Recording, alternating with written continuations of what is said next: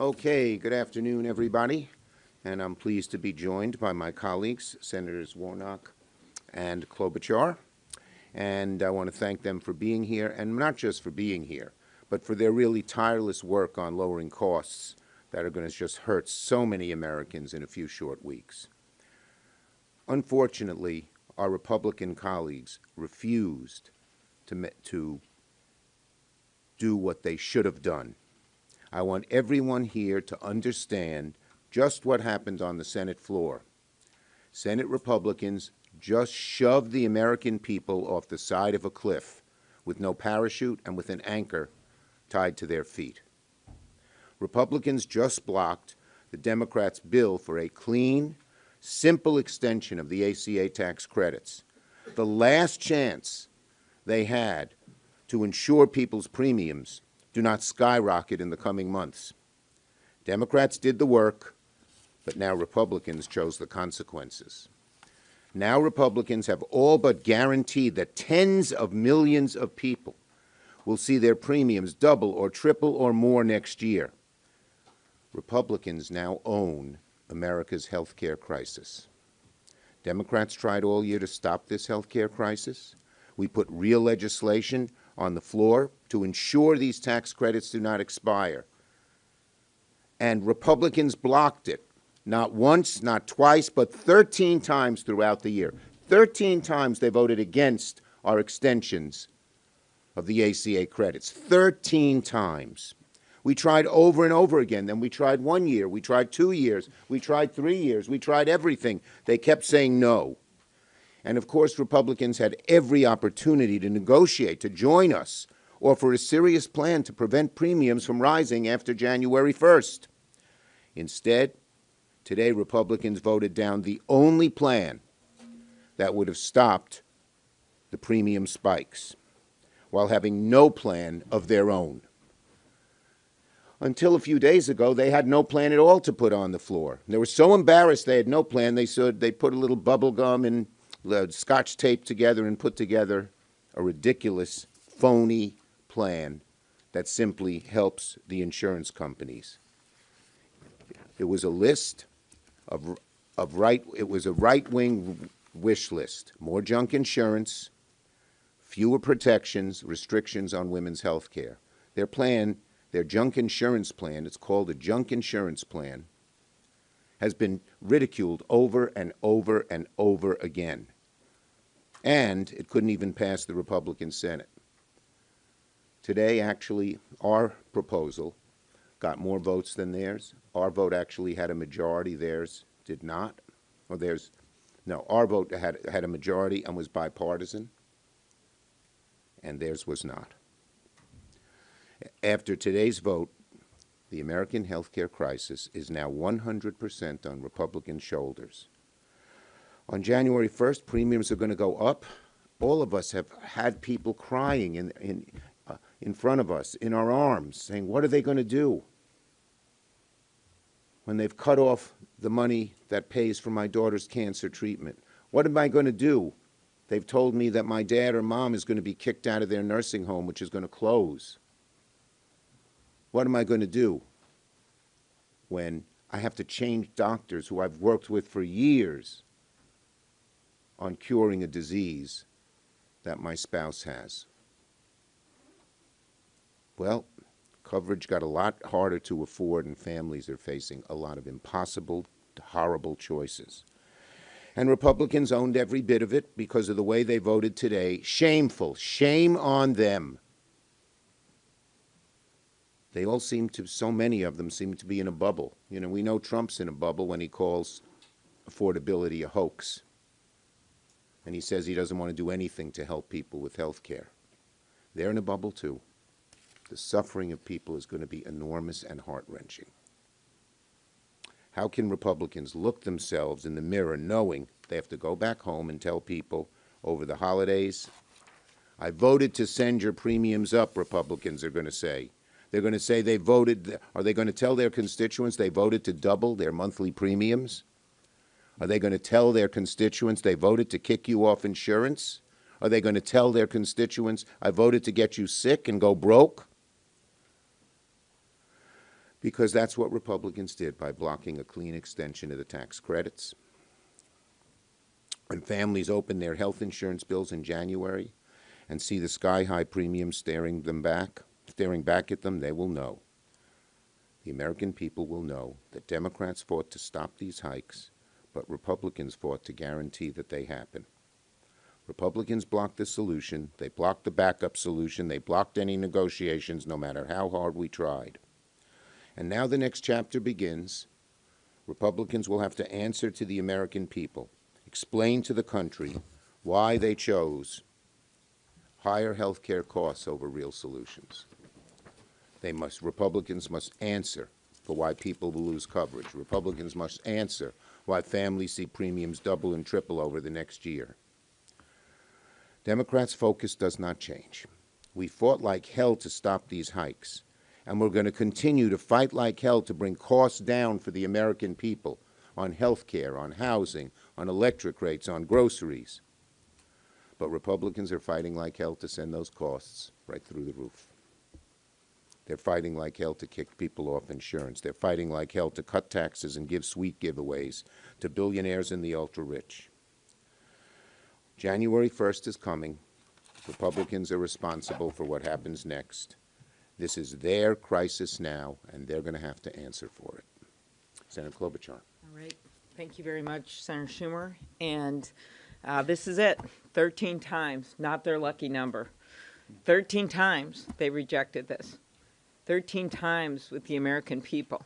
So when that farmer, soybean farmer in Minnesota, says to me he sees nothing but a perfect storm of ugly because of the tariffs, because of the input costs for his farm equipment, and because of his health care premiums, I'm going to tell them 13 times we tried to do this.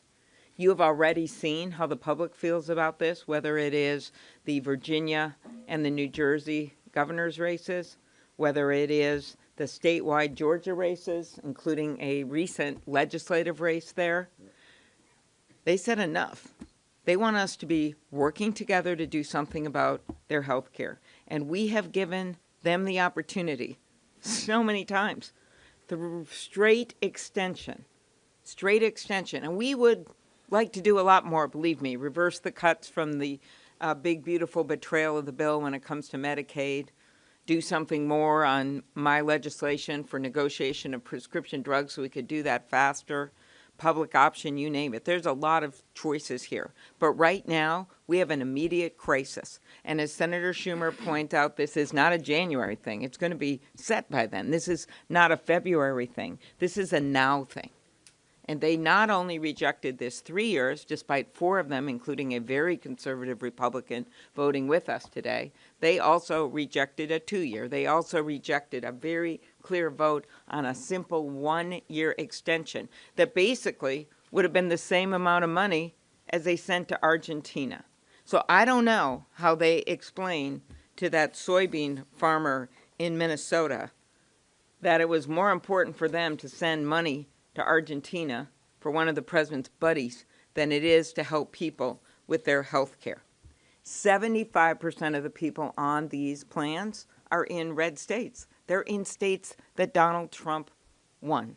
So I am not surprised that 4 of our colleagues voted with us. What I'm surprised by is that we didn't get that extra 9 that we needed, who behind closed doors, or as you've heard talk in the House, know that we have to do something about this right away.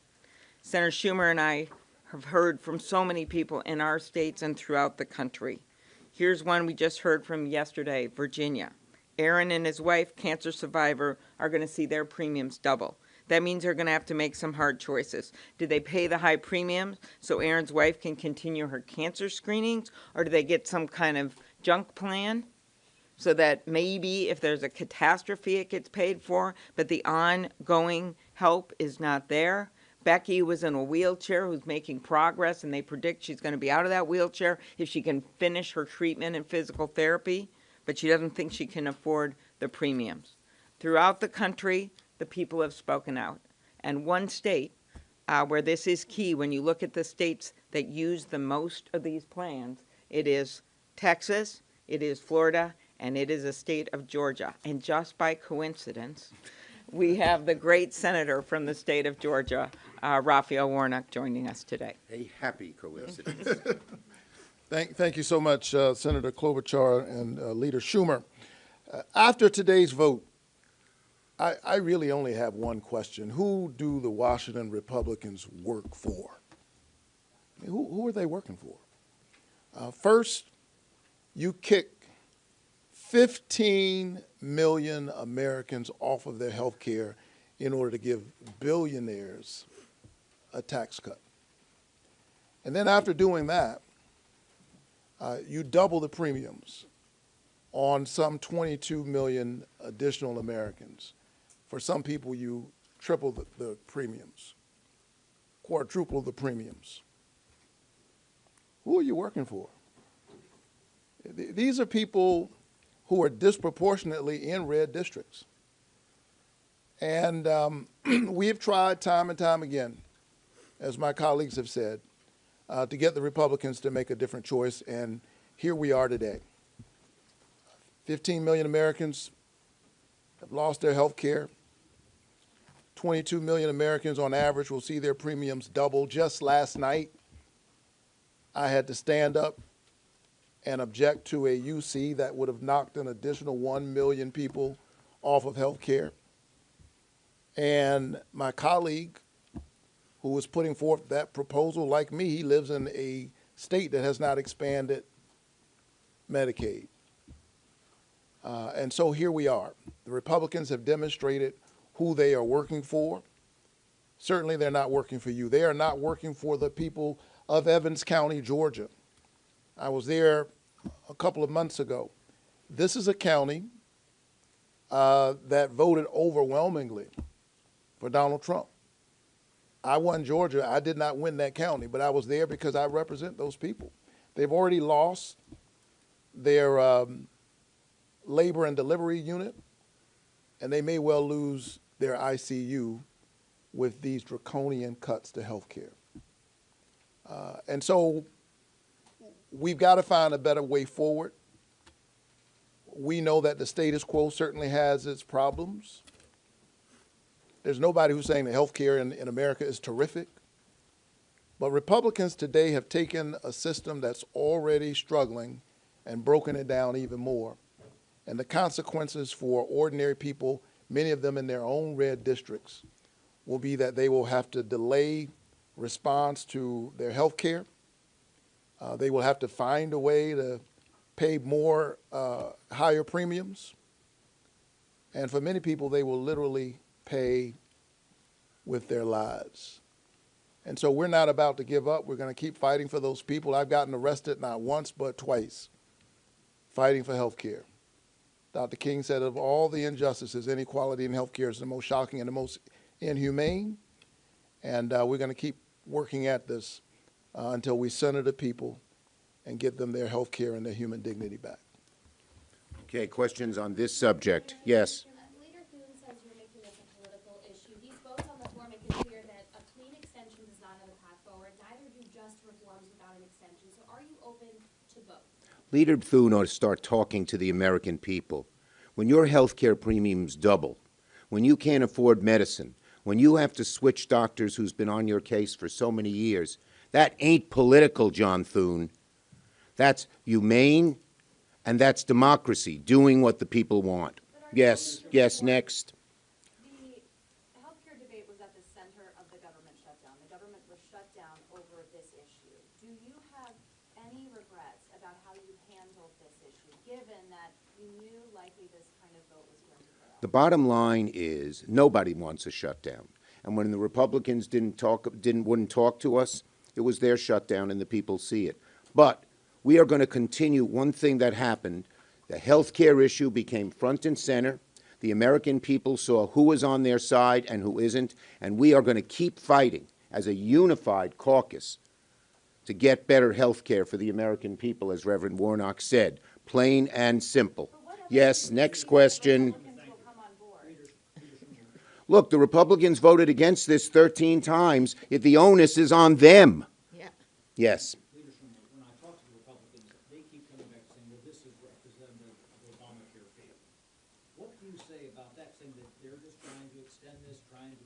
Yeah, speak to the, A failed program. you know, they're in their own political bubble. They're so ideologically wrapped around this axle. Go talk to the people. 55% of Trump voters want us to extend the ACA.